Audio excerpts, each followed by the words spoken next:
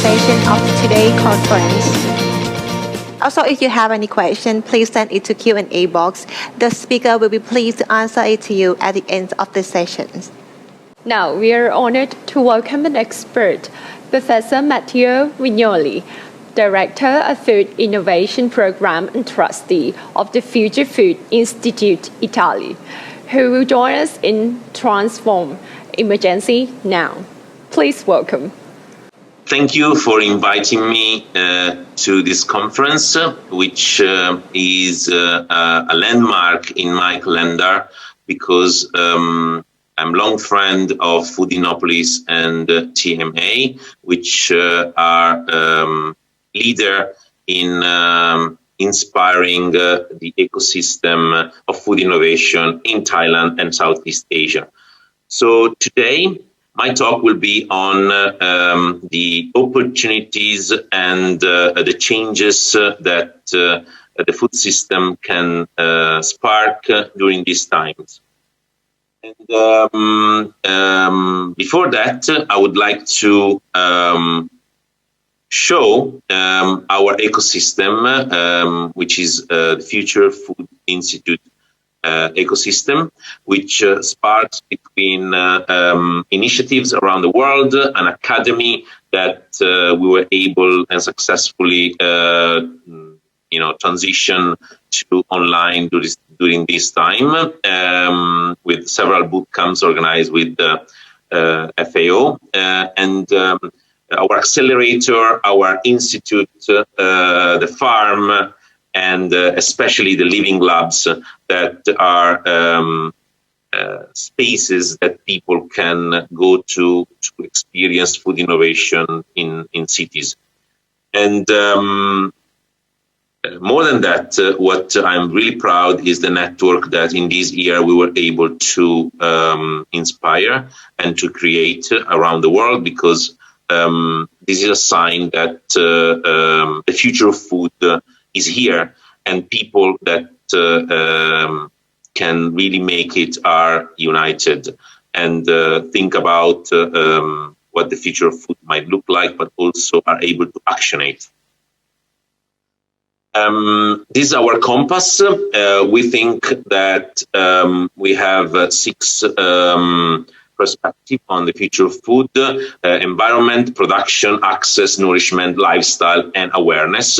And those are perspectives that you can think of when you think about the future of food. If you are interested, please check our website for more information or reach out to me. The topic of today is never waste a crisis, a good crisis. And this is, when you see innovation, people always, see the glass, which can be half full or half empty. And our approach is that if you really want to change things, you need to see the half full glass. And this is really the point that COVID created a change point in our system. And this change is now on our eyes, which is that we are a growing population, but also that we need to take care of our society in a different way, because otherwise by 2050 there will be different issues regarding the world as it will be. And what COVID showed us is that we need to reset our food system, because we need to reset our society, starting from the basics. So the basics is access to food. And we know that if people are not sure about food, bad things can happen.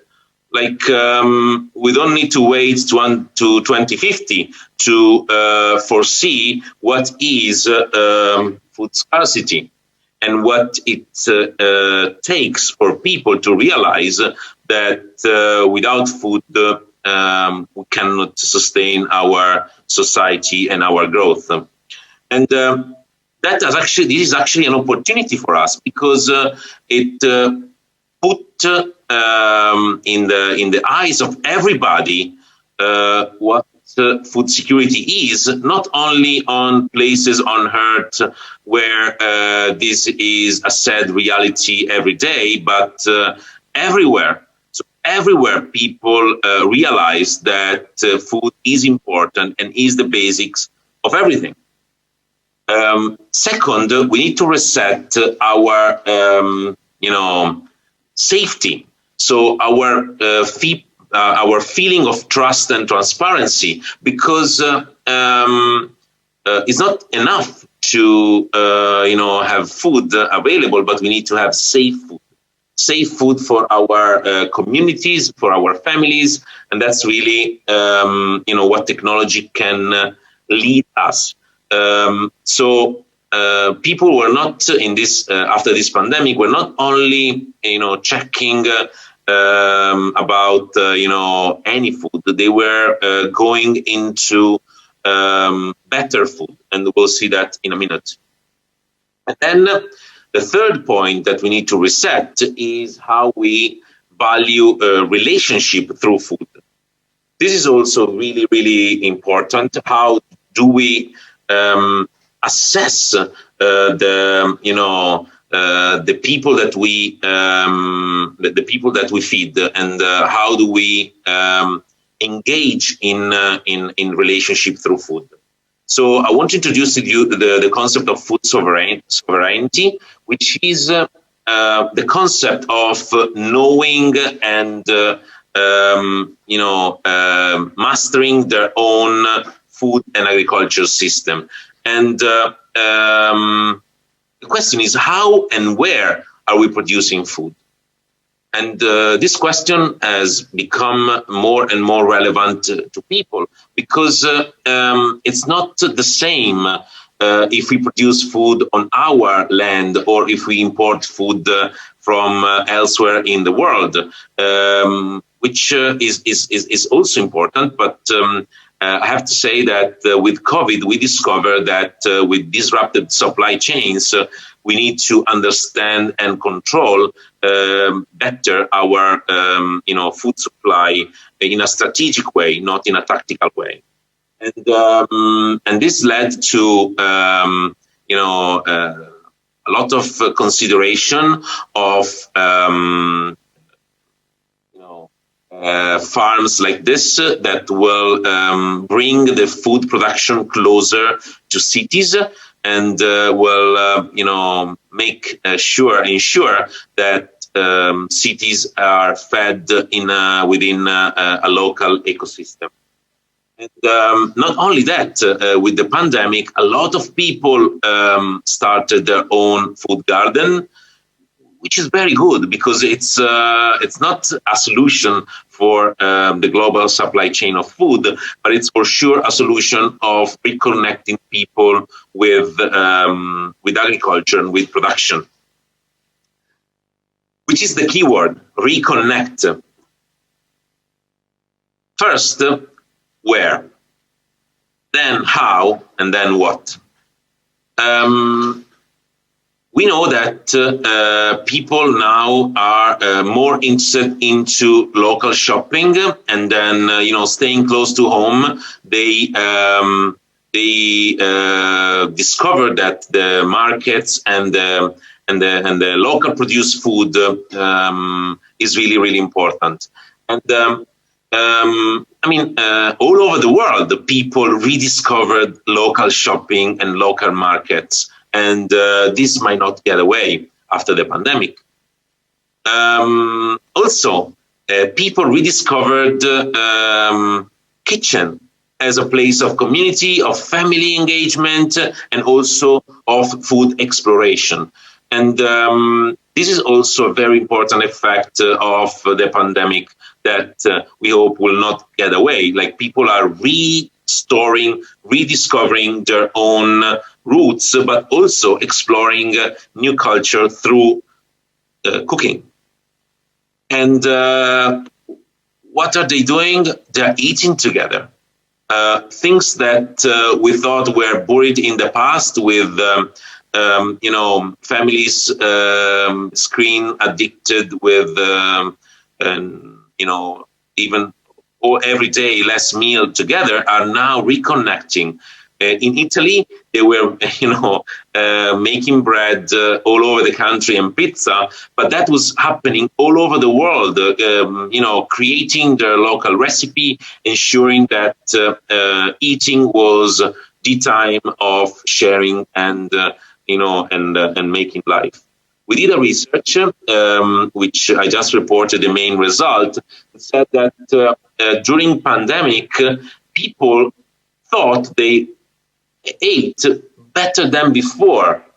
Like 43% said that they in a world survey that we issue said they would eat better than before.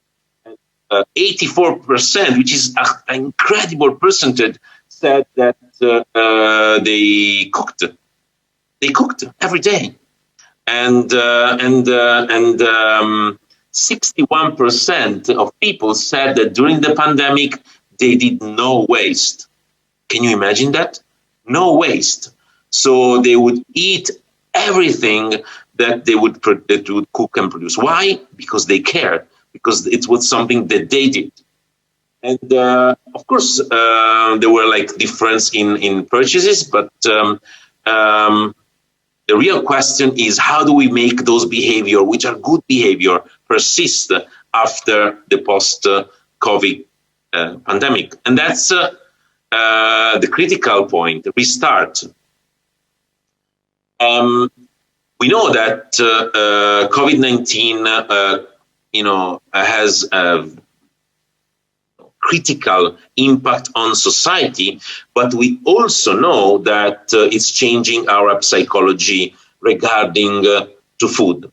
Most people in the countries kept between the first and the second wave most of the new habits, and right now they will be consolidated in the second pandemic. So the industry will need to reorganize because people will prioritize self over community. Before, people said, I ignored the need of myself because of work, because of other things. So during the pandemic, they rediscover wellness and food and good, care. Also, there was a prioritization of space over amenities. People restored their houses, rediscovered the importance of having living spaces, and also we know that people considered leaving the cities to more open air communities. And in Italy, there's this phenomenon of south working, where people are going through online and virtual work to stay in beautiful places connected with nature and enjoying life also from where they live. And secondly, they were able to not only think about self, but also think about body, because even though they were working from home, they kind of felt that their body had to be taken care of. And not only work was important, but also, children and family, and the time to actually, learn to treat our body well. This is especially true for for Gen Z and millennials after COVID-19. We know that people prioritize local over convenience.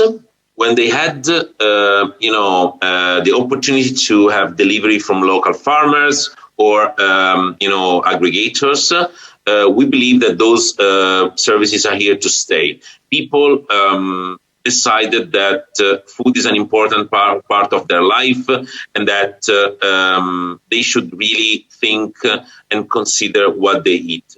And we believe that that's part of the good things that COVID-19 brought to us in this situation.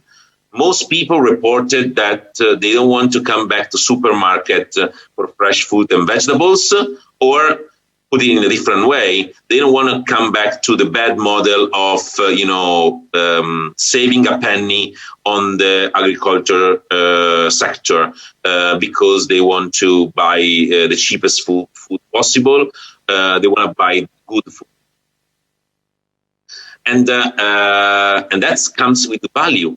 So it's not about price, it's about value. So, reduce waste, higher density of nutrients, more convenience are what people are looking for right now. And this is our opportunity. Take those good behavior, take those sign of the future that we were expecting, and transform into, services, products, and things that people would love to eat. So I'm going to share, as a last part of this presentation, a research we're doing with Future Food in Tokyo on the role of food in cities of the future. And that's a glimpse of what is possible to achieve. During COVID, people changed their diet for the better, People took better care of themselves because they thought that with healthier food, they could be more healthy. And that's incredible. This mindset shift, people were telling to other people, scientists to consumers for decades. And it took a pandemic to realize that, if you are healthier, then you have less risk of getting diseases. We've been exposed to such a technological life that we are right now able to, experience technology as a mean, not as an end. And that's why we are here today. We're not here because of technology. We are here thanks to technology to gather together and discuss about the future. And the role of cook and chef is going to be even greater than today because as people care about the food they eat, they need to regain culinary knowledge, which is what we have been advocating for a decade now, and we see it happening. And we see that the role of chef and food entrepreneurs is great, day after day. We also know that we need to diversify and transform food service spaces and ensure that those are, part of our life, more and more day after day. Through the sense of community and solidarity and coming together. We know that people are leaving their houses more, which means that the services that they have locally available will be more relevant to them. And that's incredibly important for our community, because if you abandon the place where you live, then you don't want to live there anymore. If you take care of the place you live, then that will create a sense of community. Companies are changing, opening up spaces, creating a different, environment where people can really meet while they are in the company, which is what is important. I'm not going to the company to work. I'm going there to meet with people. And what do I do when I'm meeting people? I eat. So that's why companies are reshaping the role of their spaces. We have worked with the restaurants here that are taking over company spaces to actually rethink dining as the new work experience. The old, the best deals were while you were eating, right? So that's not something you need to discover. It's something has always been there. And in the shopping, there will be opportunities to discover the true stories of the food that we are eating through people interaction. This is why people are going to the local places, and local places are popping up all over the place in the US. Like all the food stalls and the shops were, crazy with the customers.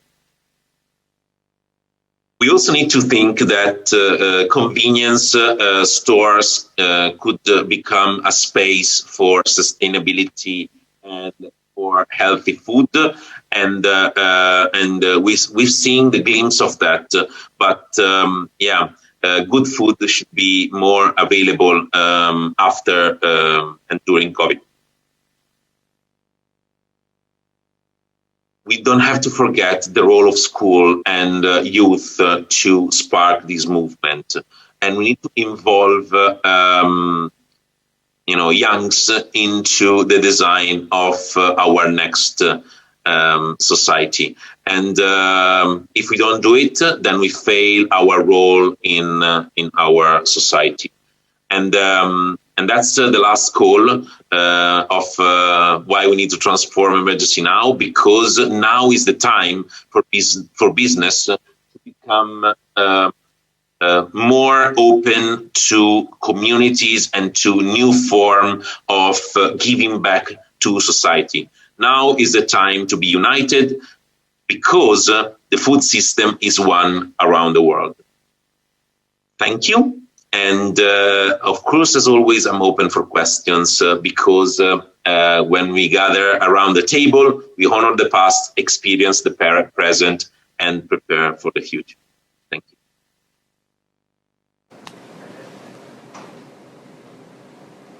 Thank you very much, Professor Vignoli, for an insight information.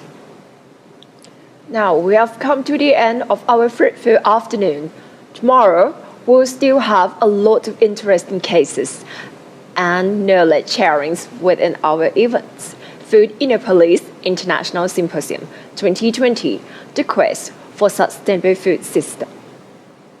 And before we end it today, we would like to seek your cooperation in completing the evaluation form by scanning the QR code appearing on the screen under the live window. Your feedback is essential for us to improve our program and services for you. We would like to express our appreciation for our strategic partners: Ministry of Higher Education, Science, Research and Innovation, National Science and Technology Development Agency, Food Innopolis, and lastly, Thailand Management Association. And our sportive sponsors: Bangkok Bank Public Company Limited, Beta Grow Public Company Limited, Thailand Convention and Exhibition Bureau Public Organization, and Thai Beverage Public Company Limited. On behalf of Food Innopolis and TMA, would like to say thank you very much for joining us today. We hope to see you again tomorrow at the Food Innopolis International Symposium 2020, the quest for sustainable food system at 9 a.m. สำหรับวันนี้สวัสดีค่ะ